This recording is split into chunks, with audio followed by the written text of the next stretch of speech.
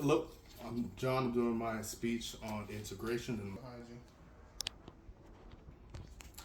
Our great country today is every bit of the cultural melting pot that the world sees us to be. From New York to Los Angeles, you can see the influences that the many different cultures that make up our population. You can find teachers, doctors, and entrepreneurs of all races excelling in their respective fields. You can even turn on the TV and plainly see how diverse sports and entertainment have become in our country ever since the advances we've taken since the Civil Rights Movement. The leaps and bounds made in the Civil Rights era have pushed our society to become as inclusive as it is today. However, it was an arduous task. Jim Crow laws, according to Melvin Urofsky of the Britannica Encyclopedia, were any laws that enforced racial segregation in the South between the end of Reconstruction in 1877 and the beginning of the Civil Rights Movement in the 1950s. These discriminatory laws were deemed legal as long as blacks had quote unquote equal but separate accommodations. However, most of these accommodations for blacks were inferior to their counterparts. Civil rights groups such as the NAACP made efforts to push back against the inequalities colored people faced at the time. They organized nonviolent protests, boycotts, and sit-ins in hopes to draw awareness to the unjust nature of the laws they were trying to fight.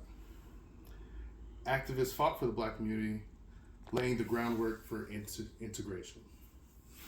Average citizens, black and white, challenged the unfair rules in place and were able to achieve progress. They mobilized in creative ways that were peaceful and impactful. Slowly but surely, laws were passed that began granting protections not only to blacks but for all Americans alike. After the Emancipation Proclamation and the Civil War, Southern states enacted black codes. These black codes were laws used to ensure that the black population would remain as cheap or even free labor after the war. Black citizens were forced to have work contracts that showed that they were employed yearly, but if you did not have one, you would be at risk of beatings, jails, and free labor, unpaid labor.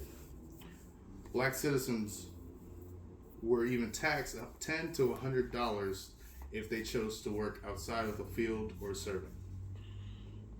These black codes were enforced all throughout the American South by former Confederate soldiers and white state militias and remained until the passing of civil rights laws in the future. Though most of the legislation did not pass until the civil rights movement, the integration of professional sports became the testing ground for integration in America. What most people don't think about is that professional sports was the first time that mainstream America got to see integration in effect.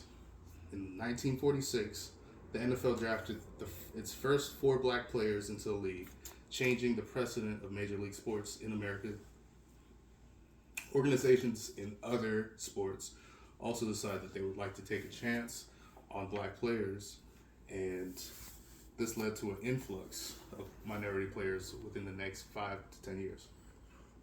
Just the next year, in 1947, Jackie Robinson became the first black player to enter the Major League Baseball. And right after him, Wat Masaka became the first Asian player to join the NBA. Both players broke the color barriers in their leagues, resulting in an explosion of minority players for all mainstream America to see. Although these players were accepted into the leagues, they still faced hate from all sides.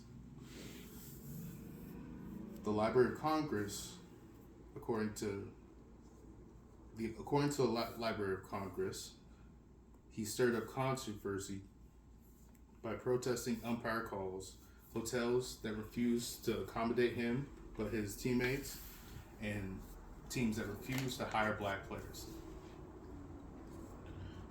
With the experiment of integration in sports looking like a success, the civil rights movement began to take off. integration was on its way to not only people's TVs in America, but their daily lives. In the 1950s, civil rights activists and groups such as the NAACP began a coordinated push that would bring the end to segregation, hopefully. Nonviolent protests, like I said, took over the nation in the forms of sit-ins at restaurants that did not accommodate blacks, boycotting major bus organizations, resulting in loss of money, and major marches. Figures like MLK and Malcolm X rose in the movement with their own ideals and began leading their respective movements. In 1945, the Supreme Court ruled that in the Brown versus the Board of Education, that segregation in public schools was inherently unequal. And just in 1960, the first black student, her name Ruby Bridges, was the first to segregate an all-white school in rural Louisiana. The Virginia Museum of History and Cultural details that by the end of 1961, Woolworths and other major chains desegregated their lunch counters. Also, in the following years, many laws around race and public transportation were repealed and lifted due to the work of women like Irene Morgan and Rosa Parks. If you ask someone who's lived through integration in the 1950s and 1960s, they'd say one thing in common: it was hard. Up until integration, America became comfortable with how it was, good or wrong. Our country suffered growing pains, however, during the time where people began to question the legitimacy of segregation and how ethical it was. However, through that tough patch of our history, we would not be able to be where we are at today. Integration has allowed people of all races to get to know one another as coworkers, neighbors, and help us grow and understand each other. We're finally living in the dream that MLK envisioned for us, but that has came with a great effort, and I believe that we should respect those that helped to get us to this point.